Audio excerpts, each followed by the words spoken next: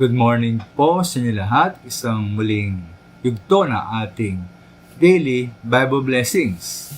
Pamagat po na ating aralin ngayong umaga ay kahit simpleng tao lamang. Kahit simpleng tao lamang. Ang Diyos ay gumagamit ng mga simpleng tao para po sa kanyang kalooban at gawain. Kaya po sa 1 Corinto 1:27-29, ay po kay Apostol Pablo, pinili ng Diyos ang mga naturingang hangal sa sanlibutan upang hiyain ang marurunong. At pinili niya ng Panginoon ang mga naturingang mahihina upang hiyain ang malakas. Pinili ng Diyos ang mga pangkaraniwang tao, mga hampas lupa at mga mahihina sa libutang ito upang ipawalang saysay ang mga kinikilala ng sanlibutan. Kaya't walang sinumang makapagmalaki sa harap ng Diyos.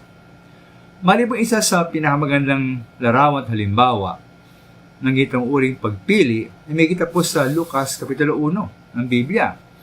Ang pagpili sa isang dalaga ng pangalay Maria. Siya po ay isang karaniwang Hudyo lamang sa Nazareth na isang lungsod sa Galilea. Siya ay nakatakdang ikasal kay Jose, isang lalaking buhat sa angkan ni Haring David. Kung tuusin po, si Maria ay walang kakaibang katangian na magatangi sa kanya bilang isang dalaga.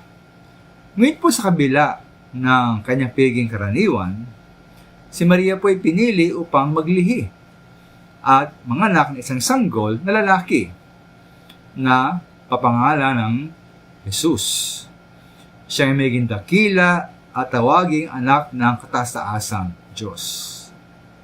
Kaya malinaw po ang isang dahilan ng kakapili kay Maria upang ang tunay na malalahati ay hindi ang ina kundi ang kanyang papanganak na sanggol, ang ating Panginoon Hesus at ating tanging tagapagligtas.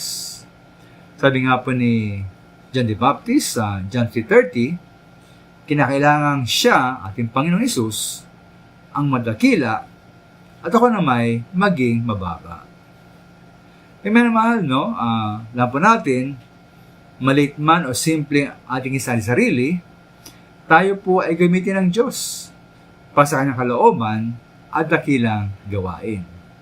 Ang mahalaga po, tayo ay paggamit po sa ating Panginoon. Salamat po.